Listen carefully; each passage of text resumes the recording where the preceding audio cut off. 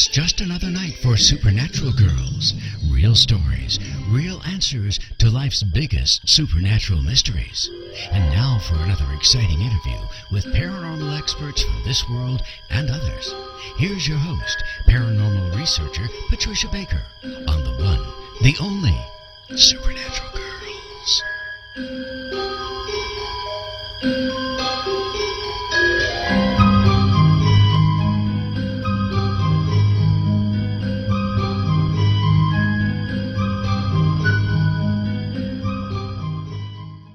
Welcome, everyone, to another very exciting episode of Supernatural Girlz Radio. I am your host, Patricia Baker, and I am here with my co-host all the way from sunny Tucson, Miss Patricia Kirkman. How are you, PK? Absolutely fabulous. Our weather has turned cool enough. I could wear a little bit of a jacket today. Wow. Woo-hoo. Now that is a Sleeves big change. Yes. Wow. Well, I'll tell you what, it's gotten a little too chilly here. I have my little ski parka on today and my snow boots, even though thank God we didn't have any snow. But it's chilly. I heard a rumor it's going to warm up by the end of the week. I'm hoping and praying that it does. But anyways, we have got a great show for everybody tonight, do we not? That we certainly do. Yes, we've got Carl Higdon and his lovely wife, Margery, and we had a few technical difficulties with the video, so we're going to start with the phone. Who knows? Maybe we'll be able to get the video working at some point. But they are just the most adorable couple, aren't they? Oh, they're far. They are. Absolutely Honest fabulous. as the day So is sweet. long. Yes, very sweet. And they have the most amazing story to tell. This is a real story. It's a true story with real evidence, everybody. And we are lucky enough to have them on this show. And this is all thanks to one of our former guests, Leo Sprinkle. Leo is the one who told us about this amazing case, and he is close friends also with Margery and Carl. And he said, these people have an incredible case. It's not talked about much, and it's really too bad it isn't, because I think it's one of the absolute best UFO abduction cases ever. And why I'm saying that, and you know this, PK, it's because the evidence is just, you just can't turn away from the evidence. The evidence is physical and it's there. What do you think about this? Absolutely mind-boggling. I could not believe it as I'm going through this, and I'm just fascinated, absolutely fascinated by this. I can't wait to have Carl tell us about his adventure. I know. And Margery too. Margery as well, because she got the scare side. She got Carl the scary didn't. side too. Yes, Right. and where the heck her husband went. So so we're going to be talking to these lovely folks in just a couple minutes. But first, PK, we have to find out a little bit about the numbers. What's going on? We've had craziness again in New York City. Yes. What's but happening? Firstly, you've got to remember this is our month change, so this is a new month. It's a universal 3 month, and it's all about communications, creativity, and everything going crazy from the outside. So what's happening is everybody's got something to say, something to do, and they don't know what to do about it. But it is a wonderful time if you pay attention. There is a lot to share. Communications of all forms are going to go out. We're going to find out that the week link this month is going to deal with the throat and lungs, because you will find that if you don't speak your truth, something may be a little raspy. Or if you start getting a sore throat, stop and think, what did I not say that I was supposed to? Okay. So speak your truth, or you're going to end up with some kind of illness, sore throat, coughing, something like that. We don't want that. Nobody wants that. So speak your truth. But the nice thing about this month is the creativity and the communication abilities are very good. Can be very scattered, but there's a luck factor that goes with it. So if you get that inkling to maybe take a flyer on something this month, by all means do so. Stand a better chance of winning this month than most. 3s and 5s always have a winning element to them. Time to buy the lottery tickets. That's right. I was going to stop on the way home, but I had to get home to take a look at you. Oh, look at that. How sweet. Well, we have some great stories on our Facebook page. Again, I want to urge everybody to make a visit over there because we've got some really unusual stories about men in black. We've got some more UFO sightings that have come around. There's a lot of UFO sightings. Yes. I mean, more than ever before. Remember, this is all about communications. It's going to be coming up this month. Well, maybe they'll start communicating right with us again, huh? Oh, it's about time. Nice? Yes.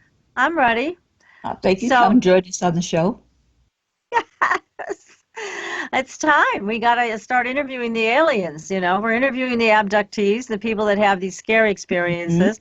But I think it's time to interview the aliens. So open invitation, guys and gals out there in cosmic space.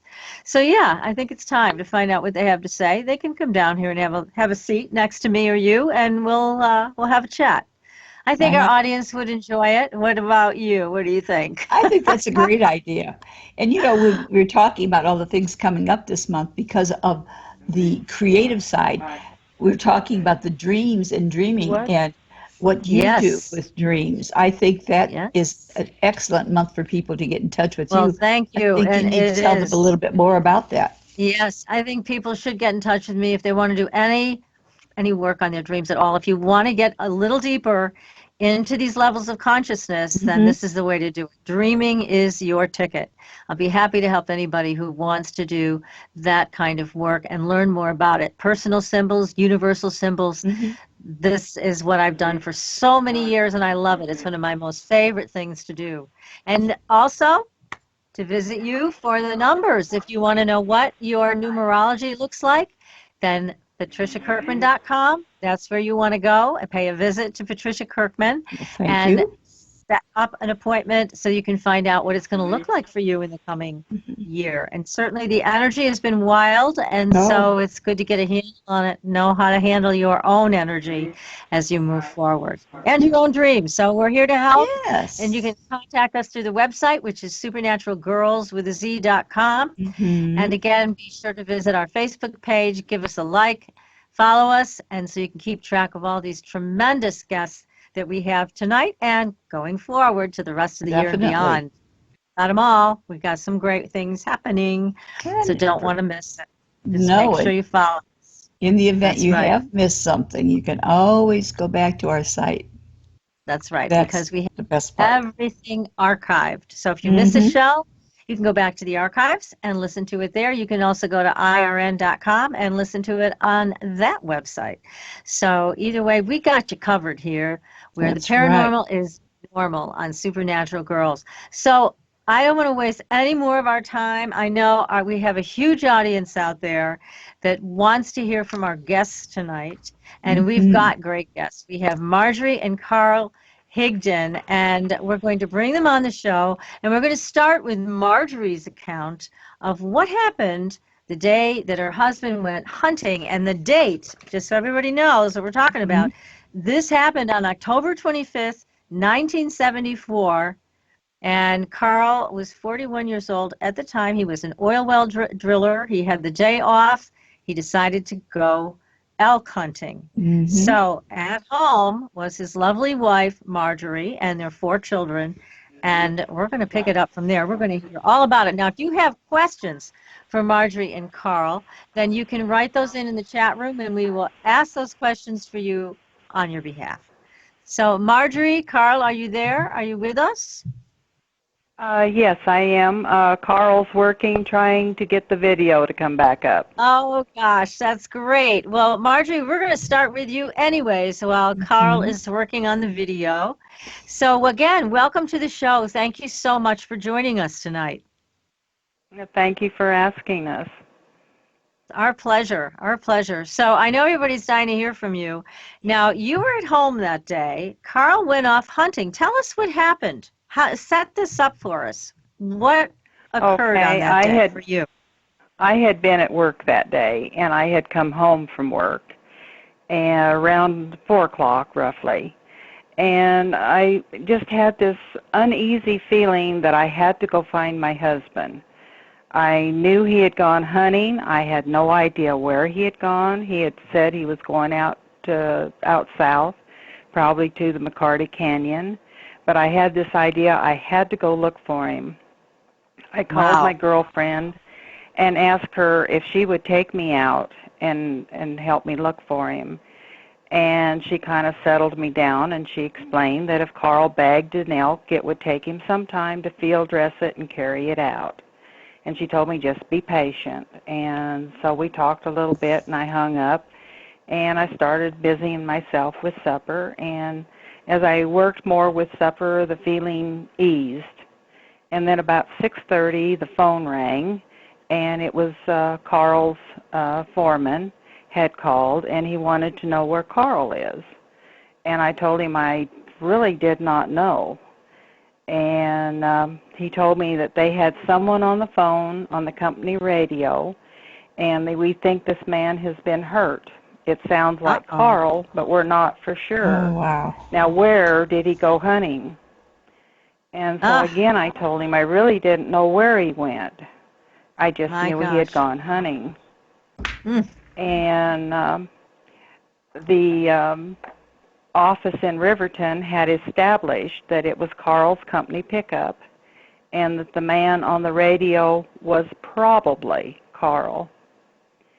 And the sheriff said that the game warden had talked with Carl earlier that afternoon, and Carl was standing in front of his pickup parked on a knoll.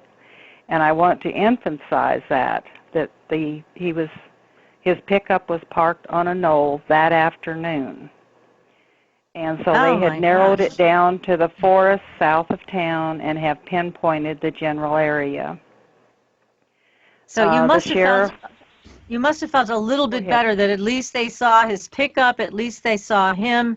He may have been injured, but at least they found him. That must have made you feel a little bit better. Well, not exactly. That kind of made me want to go to him then. I had to go to him then. Oh, sure. That was just the way I felt.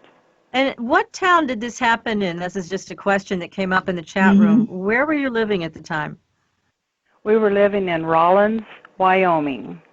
Okay, and this happened out south in the forest area, Medicine National Forest. So go ahead. So they found him, and they found his truck in a knoll. That's a very strange thing that it was in the knoll. So go ahead. What happened after that? No, you got that wrong. Okay, the pickup was parked on. Well, it was parked on top of a hill when the game warden talked to him. Oh, and all right. then they had kind of pinpointed the area from there.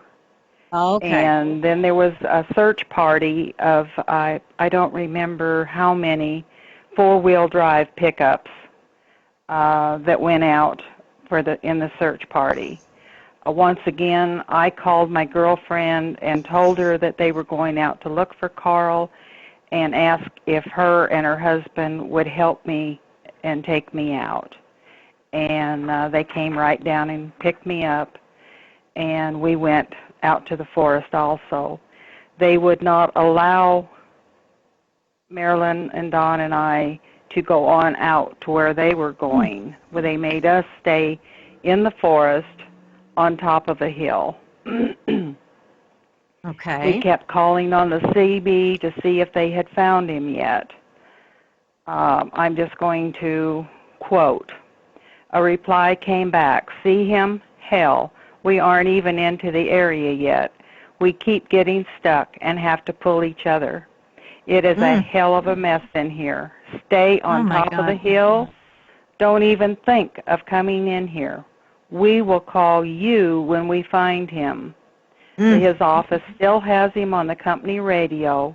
We are pretty sure of the area. And we sat in the pickup on top of the hill waiting. Oh, dear. And as we were waiting, we kind of decided, well, we might as well get a little bit of rest. My girlfriend leaned her head back on the back of the pickup seat and started to doze off when all of a sudden she hollered, "Quit moving the truck." And we both told her, "We're not moving the truck." And she said, "But look at that star. It's moving and changing colors and doing crazy things." And Dawn told her, "Just go to sleep. You're dreaming. Just leave us alone and go back to sleep." My goodness. Oh. And then a little bit late, and I want to make a note too, that night was not a full moon, but that night you could have picked up a dime on the forest road. It was that bright out. Wow. Wasn't that startling in its own right? After a little while, the search party called back on the CB and told Dawn that we have Carl, but we're going out a different way. It'll be a lot easier to go out by the gate at the bottom, meet us there. And so we met him there. But as we were waiting for them to come out through the bottom, again, you're in the mountains, so we were on a hill. They were coming in through the bottom part and circling around and then coming up to get out through the gate. At that time, we both made the remark, the sun is just coming up, not thinking about the time of the night and that it was way too early for the sun to be coming up. So what were you seeing? Where was this light? We were seeing a bright orange light. A bright orange light. Bright, big. Okay. But really, we were waiting for Carl, so we didn't even think anything more about it at that time. Sure. When they brought Carl out, the first thing I did was I ran over to the pickup they had Carl in. But he seemed different, and I tried to talk to him. And he was just like he was looking through me. Oh, my goodness. And finally I asked him, did you get your elk? That was the only thing I could think of. And he looked dazed, and then he looked up through the windshield, and in a sing-song type of voice, he said, they took my elk. They took my elk. And Carl is shivering so bad. He's so cold. So I took my coat off and tried to drape it over his shoulders. But he moved back, crying, don't you touch me. Don't touch me. And I'm scared. I don't know what's wrong. So I told Dawn, I said, get the rifle. Get it out of the truck. I don't know what's wrong with him. So Dawn took the rifle out of the gun holder, and he disappeared.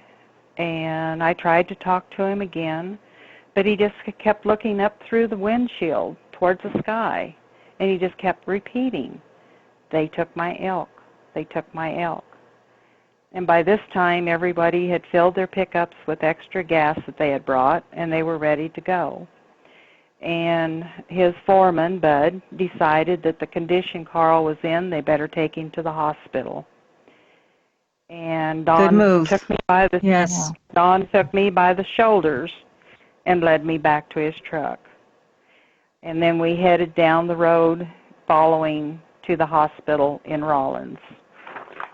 But on the way to the hospital,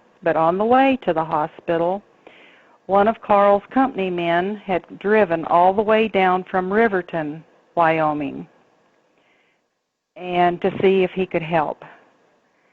And he stopped the search crew and asked them if Carl would be better maybe in his car.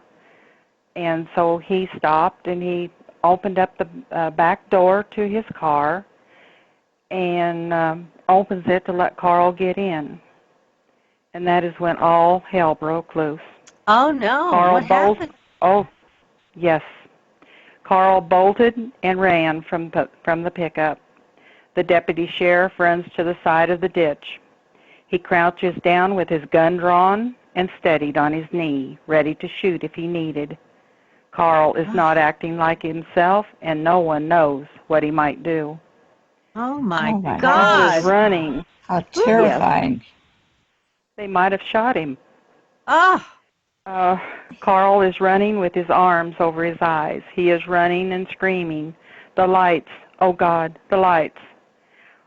I finally realized that it was the car lights that was bothering him. So I screamed for them to turn them off. And so then Bud and I both hollered for everyone to turn off their lights. As soon as we turned the lights off, Carl calmly walked over to the back door of Roy's car, slams it shut, opens the front door, gets in, and shuts the door. And once again, the search party is headed for the hospital. Carl is sitting in the front seat with Roy, and he talks with him. He wants to know why Roy isn't dressed in black. Doesn't the sun burn you? And Carl talked about the 163,000 light-mile trip into outer space. He talked of a lot of things about his trip that to this day Roy will not talk about. My goodness. And then Carl is taken. Yes. Carl is taken to the Memorial Hospital emergency room in Rawlins, Wyoming. His eyes are watering profusely. His shoulder hurts. He keeps asking for his 3-day pills, the one that just floated to him. And we had a new doctor on duty. His name was Dr. Tonko. And Carl was one of his first patients. He's interested by what this patient is telling him about the beings dressed in black, about his 163,000 light-mile journey, cone hands that when waved, everything disappeared, not walking, just floating, just go from here to there, no walking. The lights, they burn, they burn. And I'm sorry, but every time we talk of the lights, Carl's eyes start watering. They're watering now. Oh, my God. All these years later. Oh, my God. All these years later. And even talking about it now, the inside of me is vibrating. Oh, God, this happens every time. This happens. What a frightening experience. Oh, my goodness, Margery. My God, my heart goes out to you. I know yours does too, PK. Oh, yes. Yeah, I mean, we're just on the edge of our seats here, and we both have chills running through us because this is a very scary story, much scarier than I imagined having read about this and having heard about it. Oh, it goes on and on. Well, Dr. Tonko was so intrigued that he even makes notes of this in Carl's medical records. It was good Carl that he did. he's in an amnesic state. He doesn't even know who he is. When his wife asks him his name, he says, they keep calling me Carl. Who's Carl? Oh, my goodness. Oh. And he and I had been married 17 years at that time, I believe. And he didn't recognize you. No, but he was very nice. He called me the pretty little lady in the emergency room. Very nice. Even on the downside, he's smart. That's right. Yes.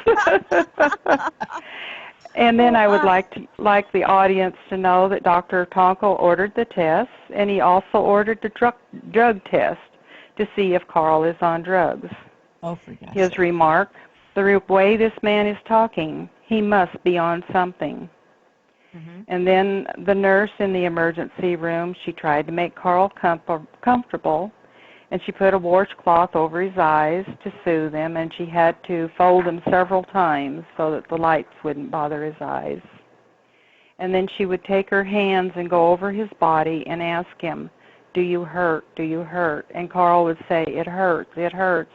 But when she went back over these same areas again, it feels better now, which we don't understand. Yeah, why did that happen? Well, I know we're going to hear more from you, Margery, and then we're going to get Carl with us. But right now, we have to take a very short commercial break.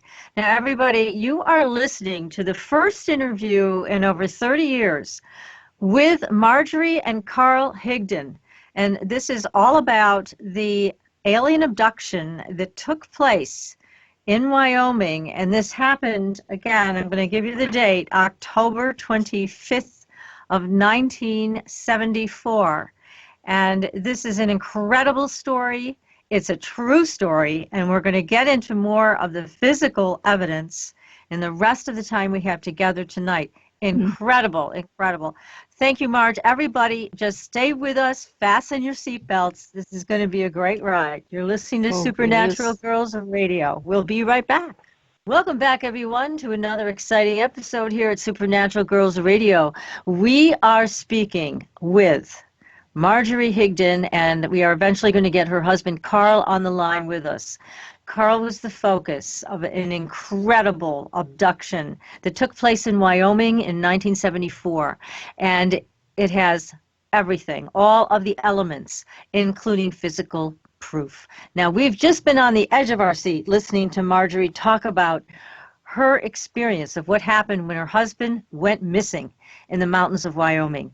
He was on an elk hunting expedition, and he didn't come home. So he's been found, just to bring you up to speed on this, and they brought him to a hospital, and he is in some type of amnesiac state where he doesn't even recognize his own wife. He's not even sure who he is. It has been an incredible, incredible listen to Margery this evening, and we're going to have her continue for just a little while longer, and then we're going to bring Carl on to hear what happened that day in 1974. So, Margery, welcome back to the show. We are talking about what happened in the hospital, so please continue. Okay, and the doctor has come back with the results of the test. He is in amnesic shock, and he is not on any drugs. No drugs are found in his bloodstream at all. I would like to emphasize that. That's great. And yes. Carl just calls me the pretty lady from the emergency room. He doesn't know who I am.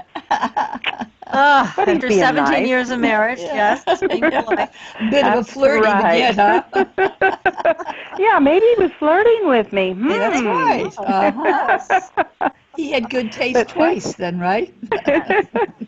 But since he couldn't remember anything, I gave him a pencil and paper and told him to write down anything he could remember. That is when he drew a picture of the being, and he draws a fork in the road, and then he writes Satilla Street, and he says this is all he can remember. He is tired. The fork in the road has to do with he had planned to go hunting in the McCarty Canyon. There were some two hunters that their pickup was stalled. He stopped to help them. He got it started for them, and they told him the hunting was better in the forest. So he had planned to go hunting in McCarty Canyon, but went in the forest instead. Was this planned, or was it just happen? Was it Anyway, fate or not? Yes. Good question.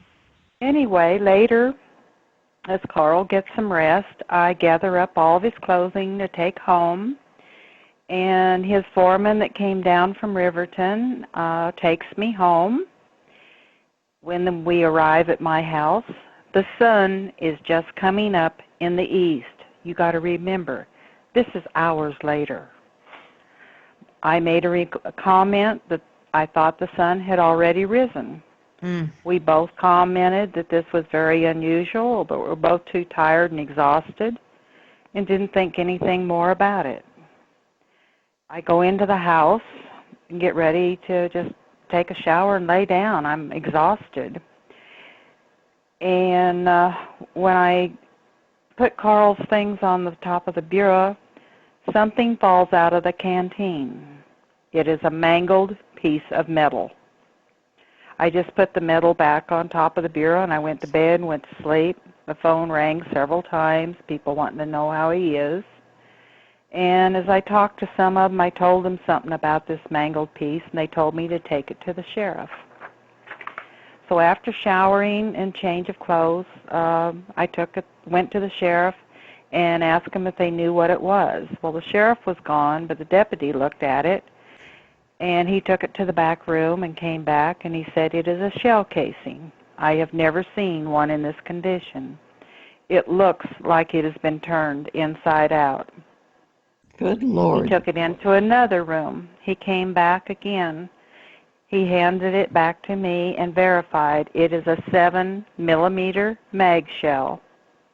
I asked him, how did it get in this shape? He replies, leave it alone. It was a weird night. Just leave it alone. I told the deputy what Carl wrote on the paper. She then says, Enders. I don't know what that means. The deputy says there was an Enders in the forest the same night, but he was in a completely different area of the forest. Again, he tells me, don't question it, leave it alone. Carl's memory did not return until our oldest daughter, Rose, came into his hospital room. It was like he was programmed to get his memory back as soon as he saw her. As soon as he saw her, he knew everything. He knew who he was, who I was, where he was. He just seemed to be okay again. And the doctor told him that he was okay and he could go home. Well, the Daily Times, our newspaper there in Rawlins, got a hold of it and found out about the search party. And she called to find out if the story was true. She talked to Carl. His remark, I don't know if you want to talk to a crazy man or not. I must be crazy. Oh, my. I mean, Carl couldn't believe it.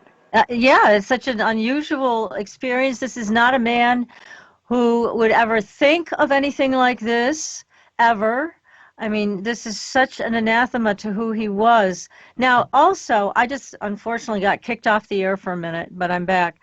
There are also a couple of pieces of evidence of medical value about his tuberculosis scars, how that was cleared up. Do you want to talk about that for a minute? Yes. When we were going together, he was in the hospital, and he had spots on his lungs. And then after we were married, several years later, he was passing kidney stones, and he passed quite a few. Since the experience, he no longer has any spots on his lungs. He has not passed another kidney stone. So everybody says these people are they evil? Are they of the devil? No, I do not believe they were evil, and I do not believe they were of the devil. They helped him. They did not hurt him.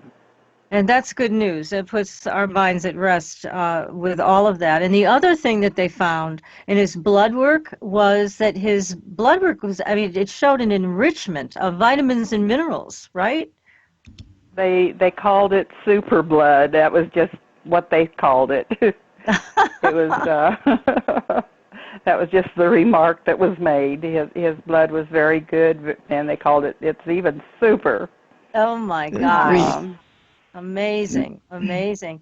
Well, this has been a wonderful start to our evening. I wish we had you all night long, Margery, because there's so much to this story.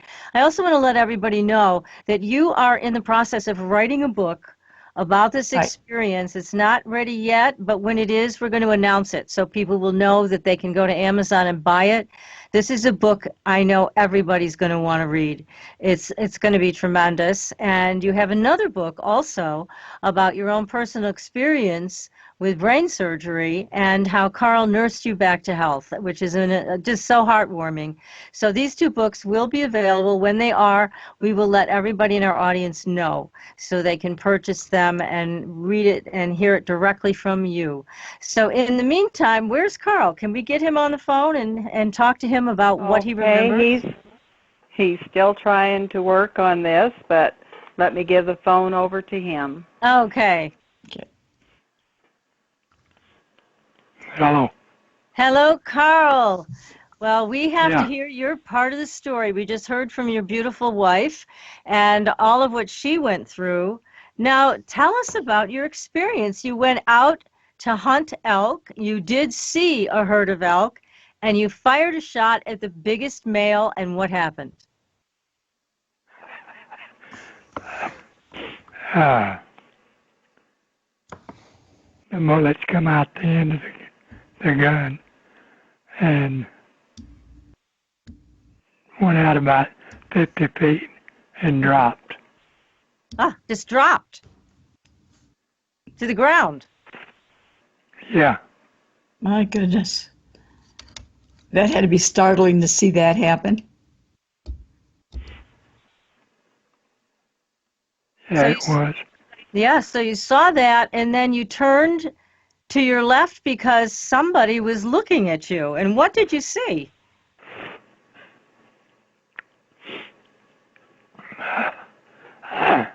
Excuse me. I saw a being about 6 foot tall, weighed maybe 180 pounds. And he asked me if I was hungry. And I told him a little. So he floats these pills over. He floated them over. One. Oh, my God. Right. So you took a pill.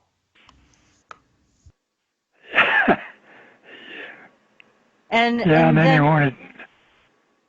he wanted to know if I wanted to go with him. And I said, might as well. Oh, my goodness. Oh, my goodness. Did you feel that you had to say yes? Did you feel you had to say yes? Not really. No, so you actually wanted to go? Gosh, you're a brave man. What else were you seeing with him around you like that?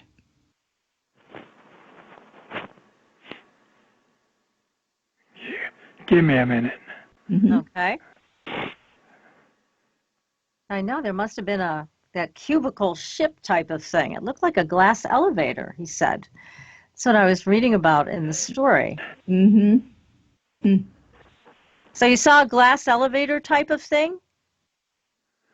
No, it was about 5 foot high and 5 foot wide and 7 foot long. Oh, wow. And so he took you into this thing, and you saw other people there, right? Yeah. There was another being inside it, and they put the 5 elk in a pen in the back. And next thing I knew, I was up looking down at like a basketball. Oh, now we can see you on video, so that's great. Great. Okay, there you are. Hi. All right, good work, Carl. You did it. So now what everybody's looking at, who's watching us on Facebook, that is Carl Higdon and his beautiful wife, Margery, and who we've been talking to about this incredible experience. So, Carl, they actually took the elk, and they took it with them, and you. Yeah. My goodness. Okay, so they took all of this, and we got up to up into the air. Yeah, we landed on a platform like there's a big tower like a Space Needle. And we kind of floated over to it. We didn't walk. We floated to the door and went up. And they put a 4x8 shield in front of me. They said, you're not what we need. We'll take you back. Wow, so they didn't want you. That's probably a good thing. Well, I guess. I'm sure Marjorie's pleased. Yes. So they brought you back home, that you were not what they wanted. So why is it that they didn't want you? I don't know. Maybe it was because of my vasectomy. That could explain. Oh. Yes. Uh-huh. Yeah. So they couldn't use you for any kind of a breeding program if that's what they were up to. That could be. That could be. But But they wanted the elk. Now, why did they want the elk? Did they want the elk for breeding, for food?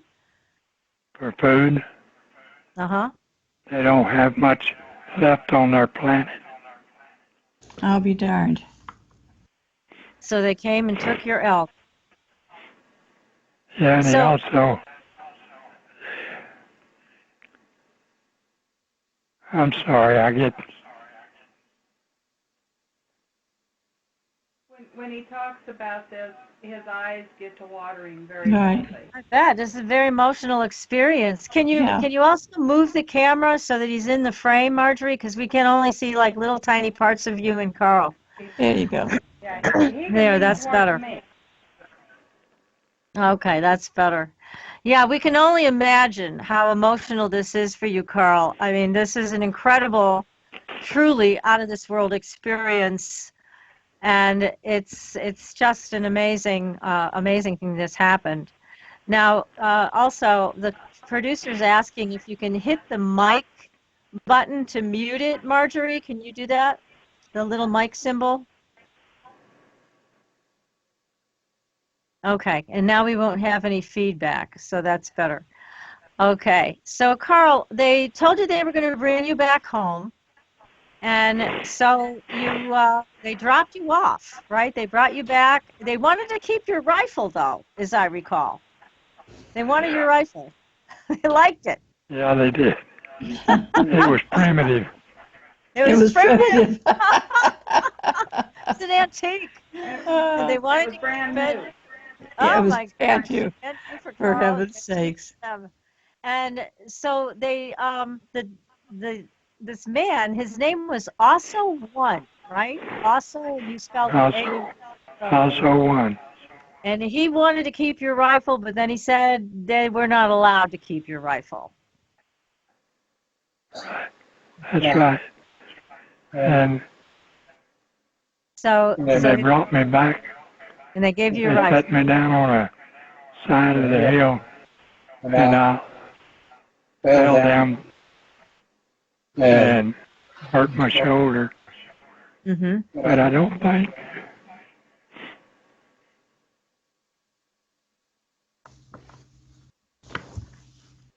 So you remember that still, huh? It's very emotional. I see that. Yes. And again, that to me and everybody listening tonight, this is the mark of a real adventure. This really happened. To have this much emotion so many years later is Right. very telling to the truth of this story. And I hope everybody listening understands this. It takes a lot of courage for Carl and Margery to relive this and share this experience with all of us. And we're very grateful that you're doing that, Carl and Margery. Thank you.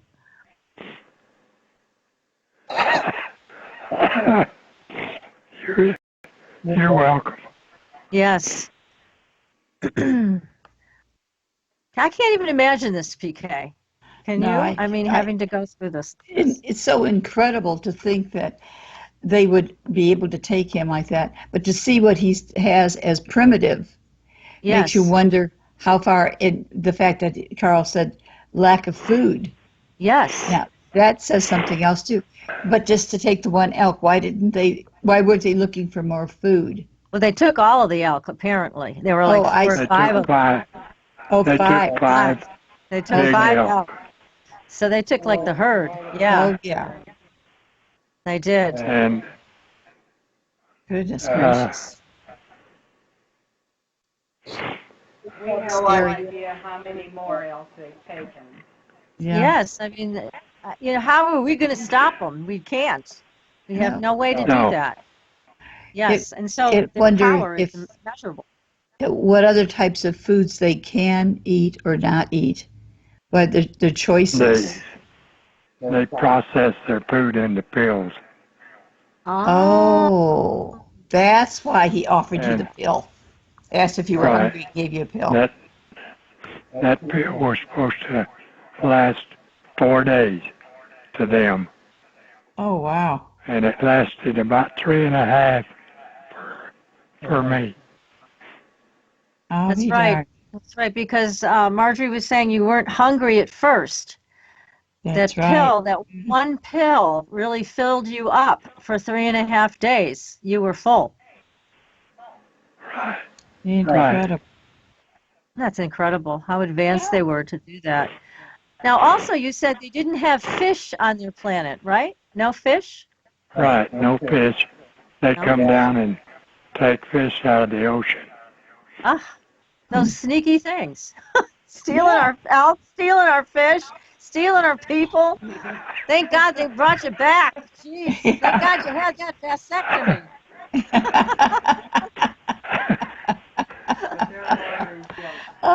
Their fish can't live in their water. Their water is yellow. Oh, it's yellow. And I had a scientist try to debunk this story, and he said the reason they're bow-legged because they did not have vitamin D, enough vitamin D. So, and that comes from ultraviolet and fish. So, I don't think they did a very good job. Oh my. Amazing.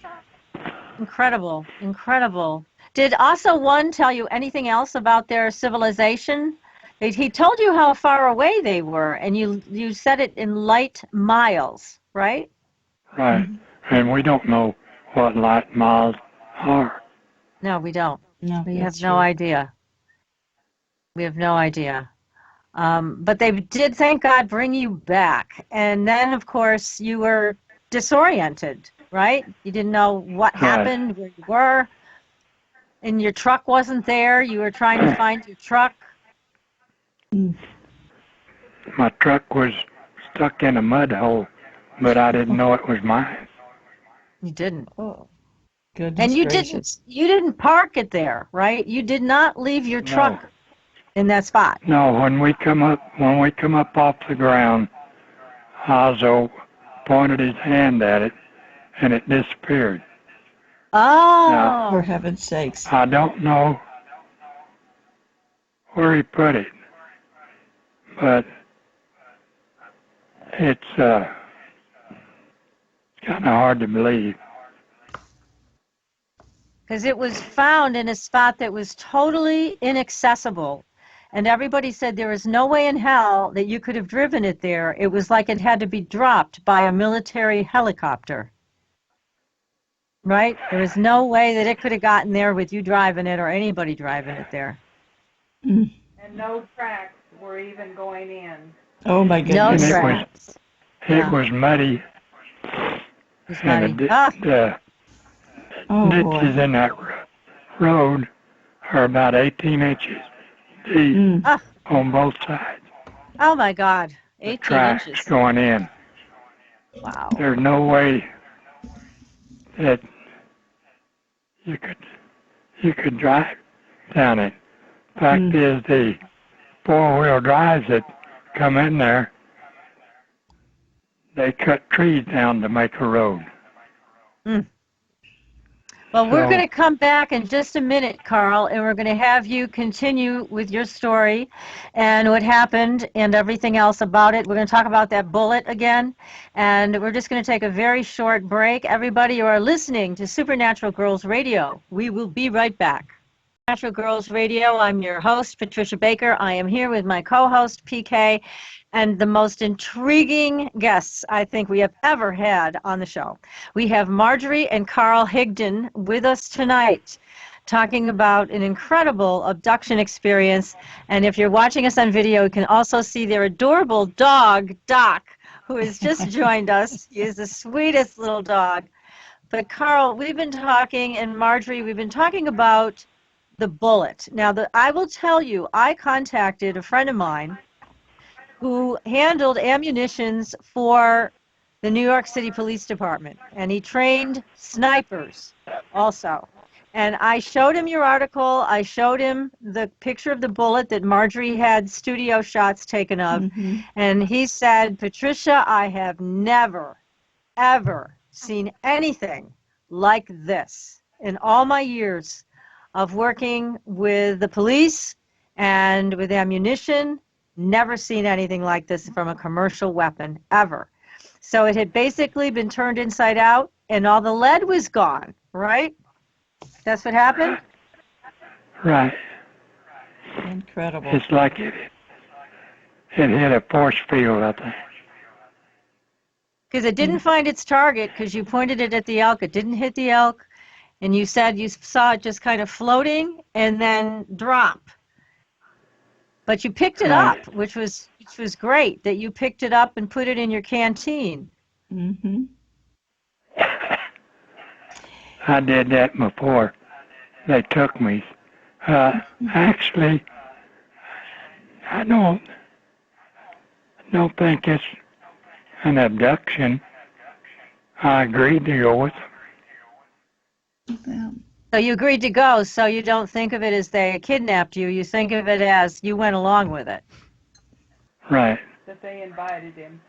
Yeah, they invited. He said, yeah. Why not? Nothing else to do. I think I'll take a trip. Carl, Oh, my gosh. I was wondering if, because you said you didn't hit the elk with it. Were the elk that they took, did they take them living as on the hoof, shall we say, as opposed to asleep or what have you? Well, all I know is they floated across the field Mm-hmm. and were put in the back end of this cubicle we were in. And I hadn't figured out how we all fit in that little cubicle. But the elk were alive at the time, Yes, so that's probably why they were alive. They wanted to keep them alive. That's why they didn't let the bullet hit them. Well, I guess. Uh-huh. I don't. You also saw people in there, humans, right? That you saw other human beings in there. Oh. There was a man and 3 or 4 kids. They were standing on the outside of this deal we went into. When we come out, they looked like humans, so I don't know what they were doing there. But they were talking amongst themselves like nothing was wrong. So I don't know if maybe these guys that got me were not human. Maybe they were androids. Oh. Well, that's a possibility, definitely. Yes, that's a possibility. Absolutely. Yes. They did not walk. They floated. Wherever they went, they just floated across the ground. I'll be darned. So these beings that I've seen up there might belong there. I don't know. Yeah, it's hard to say. Now, another thing that we just talked about off the air, which we all find fascinating, is that you still have a telepathic connection with Also One. You can still speak to him. Yeah, I do every once in a while. Does he have I know anything so. interesting to say? What does he talk about with you?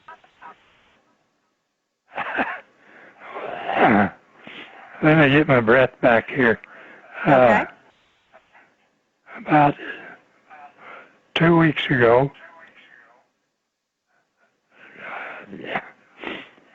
I told him we needed some rain. The next day, we got 3 inches of rain. Wow. Oh, The day after that, we got 2. Oh, my God. Told him to shut it off. Oh, my goodness. So he Incredible. is kind of like a good friend if he does something like that for you. I think he likes you. Could be. That's Yeah. amazing. And I can ask him questions like, how long will you live? And what's his answer? He'll tell me how long you Wow. can. You mean you can ask him like how long I would live and he would know? Is that what you're saying? Yeah. Yeah. Oh my goodness. My husband wants to know so he can buy the insurance policy. We'll buy a big one. That would be neat, wouldn't it? But for Kim, not for her. I asked him about one of my wife's policies, and he had cancer. Oh. And I asked him, is he going to be okay? He come back and said, yeah, he'll be home in a month or so, and he'll be fine. He come back, he was fine. He died of a heart attack. Oh, not my. cancer. Oh my goodness. Incredible. Mm. I'm amazed at this. Aren't you, PK? This is I'm just the stunned, first yeah. This is the first time I've heard this type of an interaction, this kind of friendship, where you're able to communicate with somebody from another galaxy. I think he's from another galaxy. Who knows? I But think so. Yeah. yeah, I mean, there's a really touching thing about this relationship you have with him. This is the first I've heard of it. Yeah, and Carl, it's really a blessing. Go ahead. definitely. What other questions? Oh, please do. Yes, go ahead, Marjorie. We also have a certificate from the psychiatrist that says he does not have any mental illnesses. Well, I would not think so. He's too bright. Yeah. Yes, and too grounded. I mean, That's really. right. You're both Definitely. very down-to-earth people. I mean, you're very down-to-earth and very methodical, about how you go about things. Mhm. So, it's just, again, an amazing experience that took you out of this reality into another. But I'm so impressed with your friendship with Also One. And I think, and again, it really says something about who you both are as people. Mhm. That you are taken more or less under the wing of these advanced beings. They must have respect for you, which is unusual. I mean, because we Yes. must be like ants to them, But here's this friendship that you've developed. I'm just, my heart is full of Mhm. love. I mean, I just feel so amazed at this experience this way. It's incredible. It's just an incredible experience. Have you continued. have you been told anything to enhance your personal life? No. So it's strictly on that makes good sense also. Mm-hmm. Yeah. Exactly. Uh-huh. He asked for his help, but he can't change things. Uh-huh. He can't. Yeah, I can ask for help, but it don't do Mhm. any good. Oh, They can't change anything okay. I here on see. Earth. But Okay. can you be told something that's going to take place? Do what? I didn't catch that. Ask her to repeat I said, it. can he be told anything that may take place? Will they tell you Something anything that that's can coming in the take place future. in the future. They probably could, yeah. Mm-hmm. I just don't. I don't look to the future. I'm downstairs boy. You're strictly one day at a time. That's nothing wrong with that. That's right. Yeah, That's sometimes right. a little bit of knowledge is too much. That's right. Now, Marjorie, have you ever had any dealings with Also One? Only when we've gone out and the different things that I have seen since it has happened. Like, You've seen the lights in the It's my sky. book. Well, You, I'd be sleeping at night and wake up, Say, we got to go. Say, where are we going? Out south.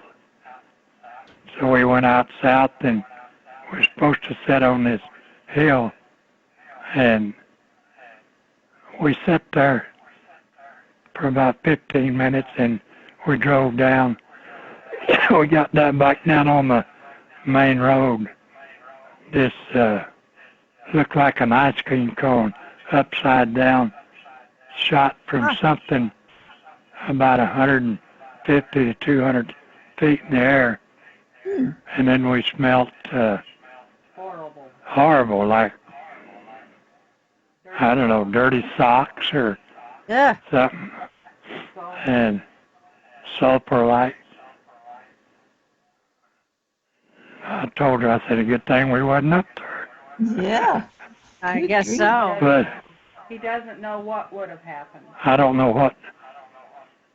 They might have took me and my wife and my son who was with us, and they might have took us again. I don't know.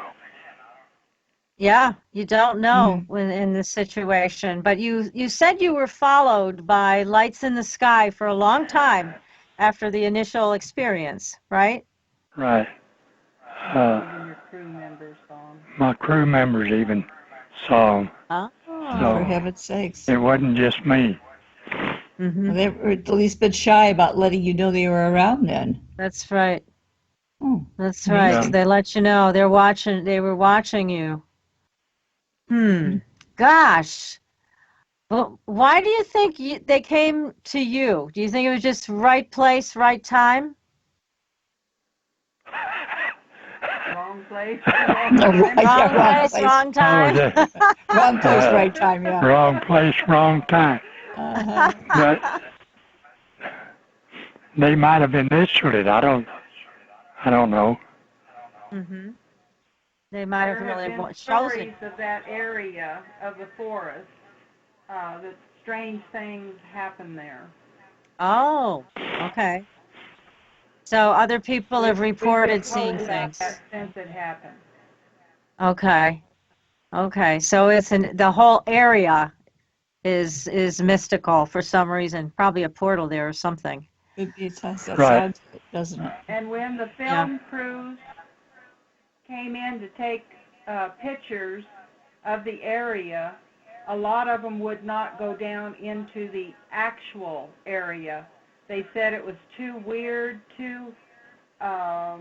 they refused to go into the actual area. Oh, that's So they great. were spooked. Yeah. Yes. Mm-hmm. Darned. Yeah, they didn't want to go up in that cube.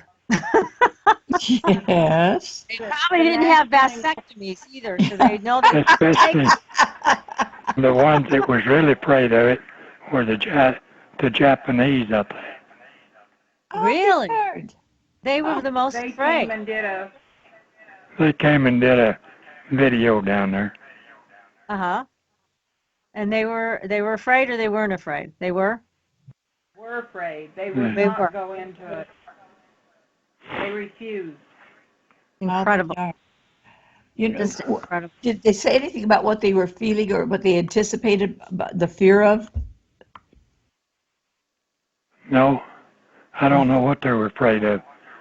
Maybe they're afraid they'd take them. They I don't know. could have been. Yeah. Yes, they could have Their been. remark was it didn't feel right. Mm-hmm.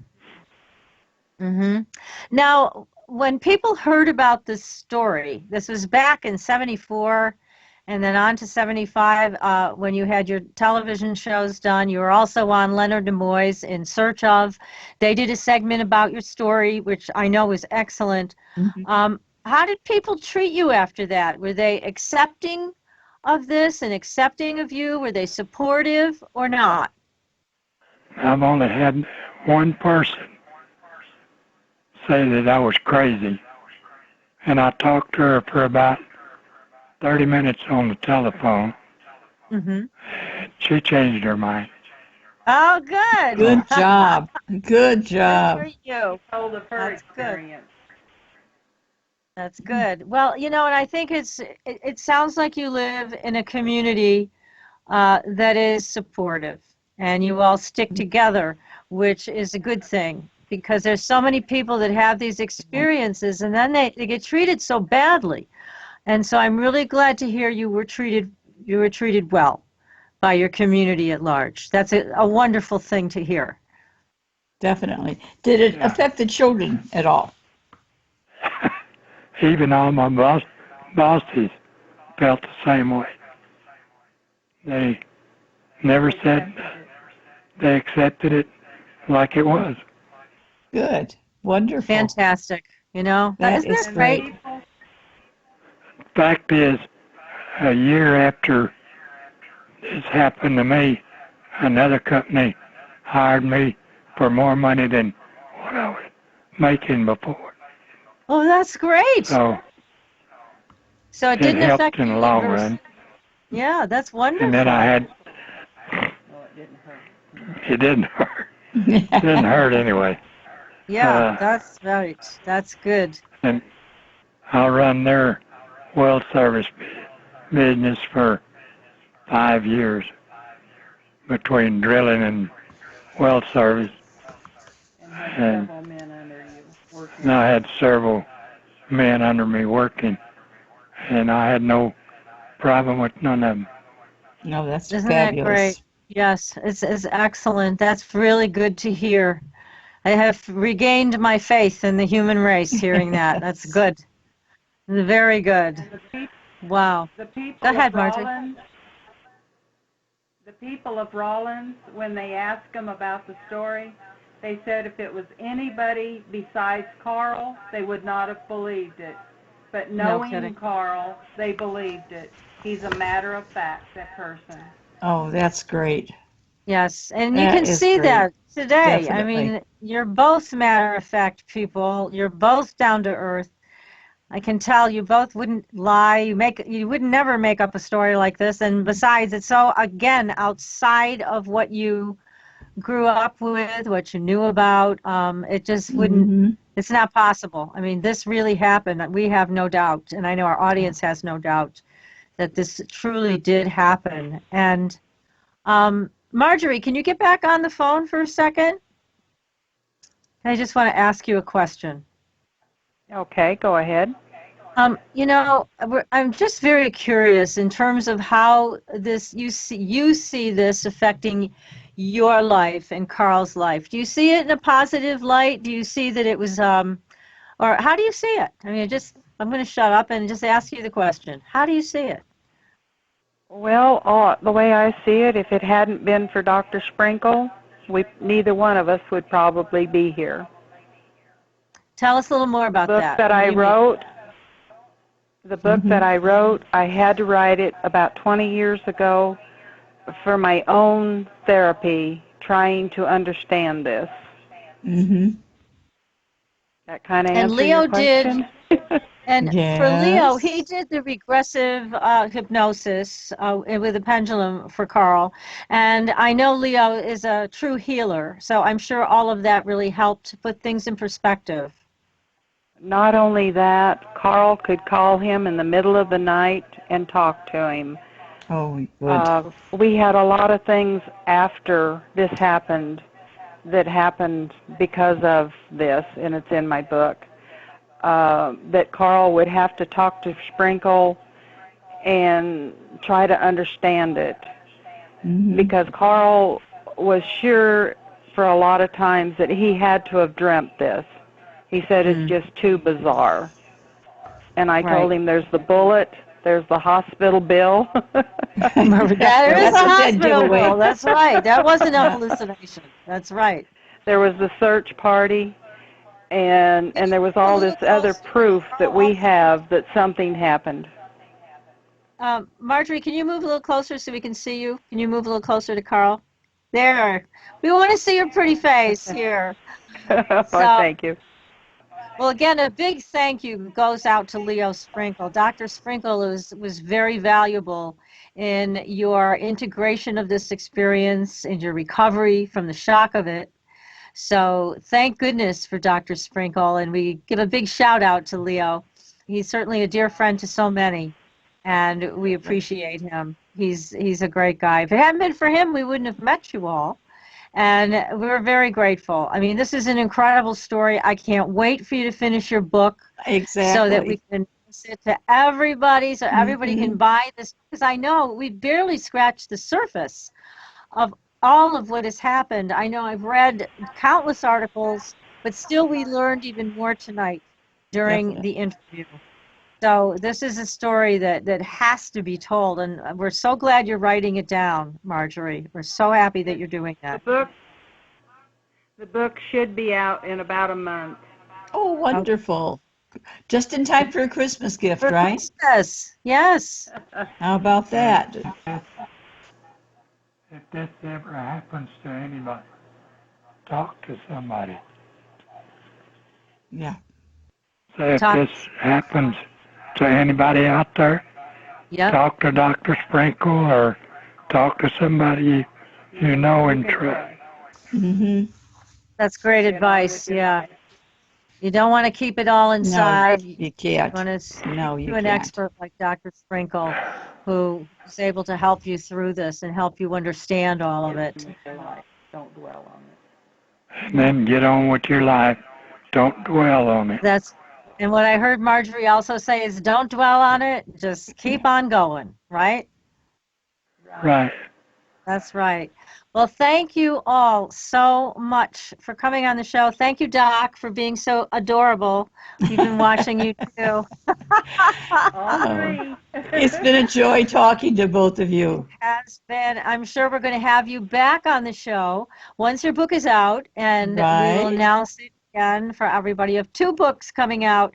So as soon as they're available, Margery, please let us know. Right. And we will announce it on our Facebook page and also on our website. And also, everybody, please go to our Facebook page. In the post I put up about the Carl Higdon abduction, you will find photographs of the bullet, of the truck, drawings of OSO 1, and you will also see many other things. There's a picture of the craft, what that looks like, all kinds of fascinating little pieces of information on our Facebook page.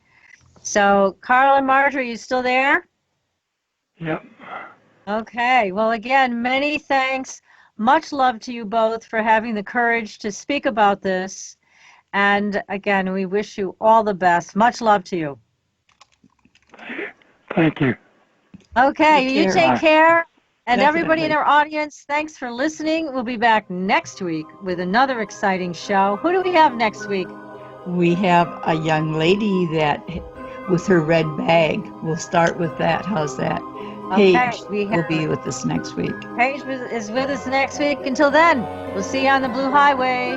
Good night, everybody. Good night.